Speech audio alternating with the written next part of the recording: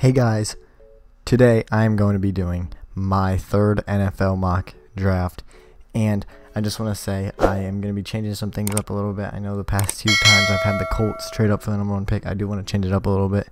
I'm not going to be going with everything the same. Some of the things I think will happen the same. Like I do think the Bears will trade their pick. I'm going to have them go with the Houston Texans. I think they just trade back one spot because they want to guarantee themselves Jalen Carter or Will Anderson. So I'm going to give the Houston Texans give up a little bit of picks, not a whole lot, but they're going to give up a few picks in order to move up one spot and draft who they think will be the changer of their entire franchise. They need a new person to come around and help this Texans franchise because they are kind of in the gutter right now. But that's what I'm going to have them do. I'm going to have, before we continue this mock draft, I just want to say 86% of you not subscribed, so hit the subscribe button right now. So here we go, easy first pick. I think Bryce Young is the best quarterback in the draft. I'm going to have him take him. He kind of looks like Patrick Mahomes a little bit. That's my comparison. Yeah, that's all there is really to it. I've explained enough in the other episodes.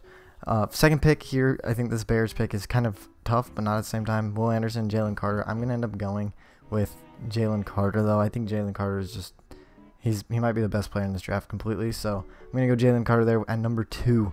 So that will leave Will Anderson to number 3 to the Arizona Cardinals. Now the Cardinals can use an edge rusher after losing J.J. Watt.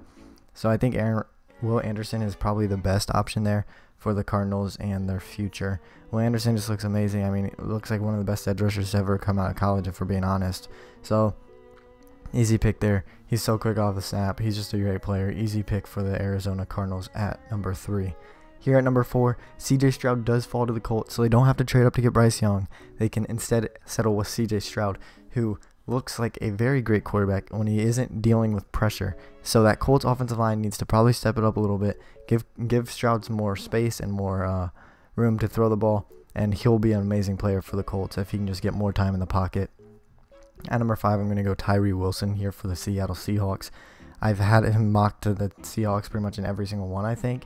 And I'm going to continue to do that. Tyree Wilson looks really amazing. He looks so physically strong, and he'll just fit the Seahawks defense great. Here at number 6. Now this one may come to a surprise to you guys who I went with here. And I just want to put some explanation behind this. I took this player because I think this player is going to blow up in the combine process and the pro day. I think he's going to jump up mock draft boards all the way up to the top 10 because he is so incredibly fast.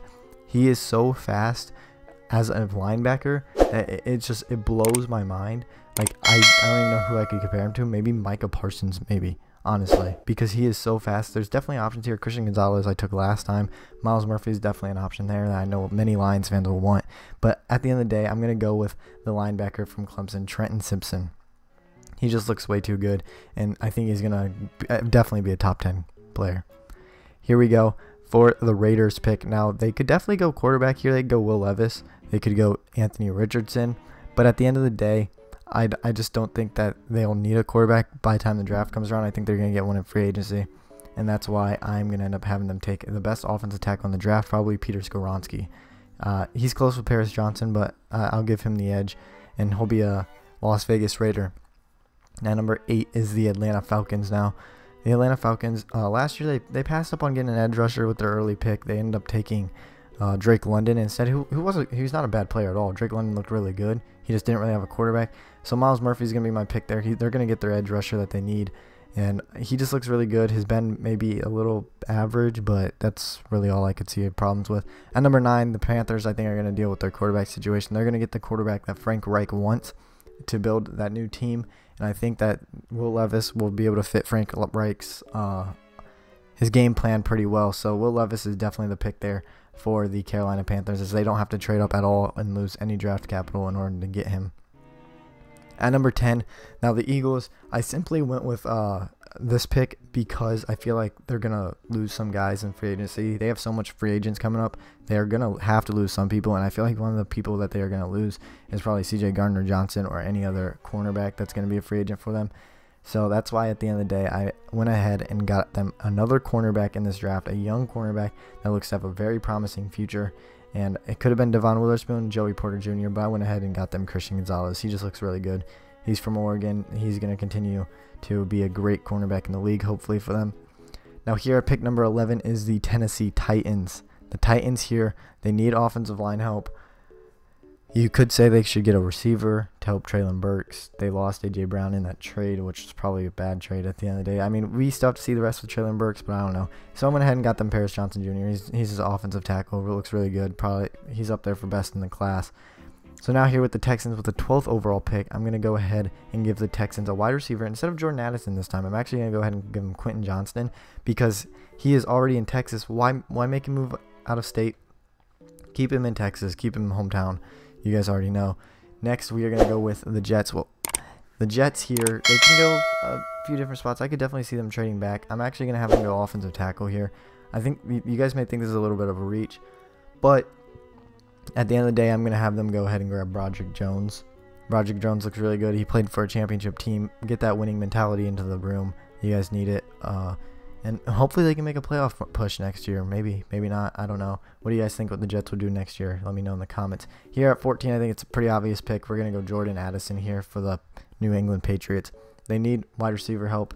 This guy reminds me of St. Brown so much. He went to the same school. Looks like he's a great slot player. And yeah, that's why that pick is so obvious to me. Another pretty obvious one, I'm going to go ahead and grab tight end for the Packers. I went with Michael Mayer every single time. Now, I could see Darnell Washington actually going there. He could jump to the best tight end in the draft, but Michael Mayer is going to definitely be my pick there for now. I could definitely see Darnell Washington, though, like I said. Now, I think I've went with Joey Porter to the Commanders almost every time, and I'm going to continue to do that. The Commanders seem to always like Big Ten guys, and that's why I'm going to go Big Ten cornerback. They need a cornerback. Joey Porter is definitely the pick there for the Commanders. Next up is the Pittsburgh Steelers.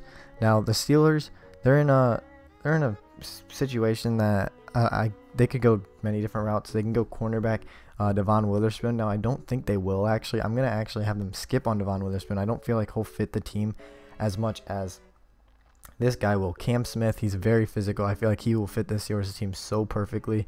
He just has the identity to be on the Steelers, which leaves Devon Witherspoon for the Detroit Lions. Team him back up with Kirby Joseph. That's an easy pick. They need cornerback help, and they get him back with Kirby Joseph. You guys know they worked really well in college together, so why miss out on that? Now here with the Buccaneers, for the Buccaneers pick, I feel like the Buccaneers could definitely go Anthony Richardson here actually, which might surprise some people, but they do need a new quarterback. At the end of the day, I think they'll get one out of free agency, so I'm going to go with my original idea that they are going to end up taking a... Actually, no, this is something different. I forgot. I took an edge rusher here, actually. I didn't take a cornerback. I went with Lucas Van Ness. Now, Van Ness looks really good. He's jumped up boards really fast recently, and that's why I'm going to have the Buccaneers go ahead and grab him. And now the Seattle Seahawks could go Anthony Richardson, but I feel like they're very content with Geno Smith right now. You guys tell me, am I wrong about that? And are they wrong about that for being content with Geno Smith? So I'm going to go ahead and grab Brian Breesy. I feel like if he falls this far, this has to be the pick here for the Seahawks. I don't know why he fell this far in my draft, but he just did. He's been falling, I guess, in other people's too. But here with the Chargers, now I've had the Chargers trade out of this pick multiple times, and I think the Giants will still continue to try to trade up here and grab a wide receiver. But now I think the Chargers, here's why they're not going to trade back. It's because I think they're going to take a wide receiver in Jackson Smith-Njigba. Now, I think they're going to move on from Keenan Allen this offseason, and they're going to replace him with Jackson Smith-Njigba. You guys tell me if I'm way off about that prediction, but that's just what I think will happen. Next year, with the Ravens, Keely Ringo, I feel like they always like to go on guys that like to fall. I mean, they did it last year. Kyle Hamilton fell. They grabbed him. So I'm going to have them go ahead and grab Keely Ringo once again. That's who I have him. That's who I have the Ravens going with in most of the drafts I've done, actually. Here with the Vikings, now this one is going to be a little bit different. Now, I went edge rusher most of the time with these picks, but I'm actually going to address cornerback again because this cornerback class is so good. It's so impressive to me that I feel like there's going to be a lot of cornerbacks taken. I'm going to go ahead and grab Clark Phillips. So he's going to go one pick earlier in this mock draft to the Minnesota Vikings, which then leaves the Jaguars. Now, once again, I think they're going to go cornerback here. I think that there's going to be a lot of cornerbacks in the first round this year because this class is so good with cornerback. Now, you might be thinking, what other cornerbacks are left for the first round? That is where I introduced you to Emmanuel Forbes. This guy looks so good. I think he'll jump up boards like crazy during the process, during the combine, during the pro days. They could definitely go Darnell Washington here. That's definitely an option. I'm not going to lie. But I think they'll stick with Evan Ingram, maybe sign him back. I think he might be a free agent. Let me know if I'm wrong about that. But Emmanuel Forbes is definitely my pick here for the Jacksonville Jaguars. Tell me if that's a reach or not. Which leaves the Giants here. They're going to address their wide receiver situation no matter where they're at or no matter which wide receivers are left. And that's obviously they're like all taken. Jalen Hyatt is the best wide receiver here. He's a deep threat like crazy, and that will help the Giants so much. Now here with the Cowboys, I'm going to have them do what they did last time and surprise people a little bit. I'm going to have them go ahead and instead of grabbing a cornerback, a linebacker, or a wide receiver, I'm actually going to go ahead and have them grab Bijan Robinson. If he falls this far, I feel like they're going to have to take him. They have no other answer. I think they're going to be franchise tagging Tony Pollard. Tell me if I'm right about that. I think that's what they're doing. I can respect it. I don't see why they wouldn't, but I think they're going to get Bijan Robinson in the draft at the same time if he is there. Now, the Bills pick's pretty obvious to me. I've done it most of them. O'Cyrus Torrence, he's the best interior offensive lineman in the draft, and they need the interior offensive line help. You guys saw them in that playoff game. That was it was bad. Which leaves the Cincinnati Bengals up next. Now, you guys are probably wondering why Anthony Richardson's fallen so far, and I feel like I've made it clear why. Now here, they could definitely go offensive tackle. I really like DeJuan Jones here to the Bengals, but instead, I'm going to grab Darnell Washington. This dude is going to be jumping up boards, I am telling you. This guy is like the biggest tight end ever. He looks so good. He's going to be jumping up boards. I'm going to have Darnell Washington head to Cincinnati here and help that receiving core for Joey Burrow. Next up is the New Orleans Saints. This is where I have Anthony Richardson go. He finally goes. I'm still having him go in the first round. I feel like they need that quarterback help, and the Saints will be a good landing for Anthony Richardson. He's young. He's going to develop over time. You just have to give him the time. Here with the Chiefs pick. Now the Chiefs, they can go edge, offensive tackle, wide receiver. A few different spots. They could go running back even, honestly. I mean, I feel like it's not really as much needed, but they could. So here I'm actually going to go wide receiver. Instead of Jalen Hyatt, who I've been taking for them, I'm going to have them go ahead and grab Zay Flowers, who's supposed to be a second-round draft pick. I have them reaching a little bit because Zay Flowers does look really solid. So that's why I'm going to have the Chiefs go ahead and grab him there. Here with the Eagles' second pick of the first round, they could go running back here. I think Miles Sanders will be signed back. I don't think that they should be worried about losing him, which is why I'm not going to have them grab a running back. Actually, I'm going to have them grab edge rusher Nolan Smith. He's a winner. They want more winners on the team, so he's from Georgia. He did deal with that injury, though, so don't forget about that.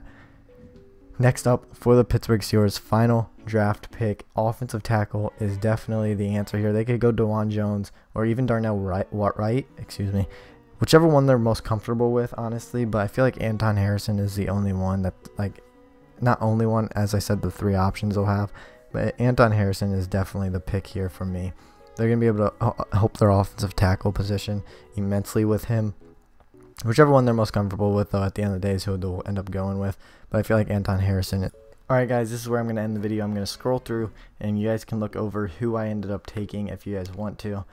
If you guys do enjoy this, hit the like and subscribe button. It lets me know if you guys do enjoy this and if I should do another part. Last time I got a whole bunch of support for this, so I do appreciate all the support I got for my part 2. And I'll be seeing you guys in the next video.